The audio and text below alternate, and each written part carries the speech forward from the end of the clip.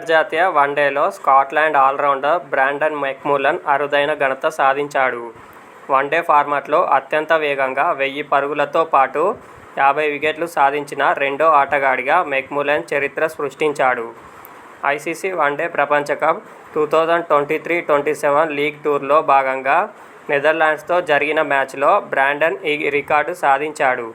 ఈ ఫీట్ను Scottish allrounder తన 33వ one day ఇన్నింగ్స్లోనే అందుకోవడం విశేషం. ఈ క్రమంలో దిగ్గజ క్రికెటర్ కపిల్ దేవ్ 46 ఇన్నింగ్స్లను మెక్మూలన్ అధిగమించాడు. కాగా ఈ అరుదైన ఫీట్ సాధించిన జాబితాలో నెదర్లాండ్స్ క్రికెటర్ దిగ్గజం ర్యాన్ టెన్ డెస్కాట్ అగ్రస్థానంలో ఉన్నాడు. డెస్కాట్ కేవలం 25వ వన్డే ఇన్నింగ్స్లలోనే ఈ ఘనత సాధించాడు. ఇక బ్రాండన్ మెక్మూలన్ తన 33 మ్యాచ్ల వన్డే కెరీర్లో 4 సెంచరీలు, 4 అర్ధ సెంచరీలతో సహా 1149 పరుగులు చేశాడు. అతడి అత్యధిక స్కోర్ 151గా ఉంది.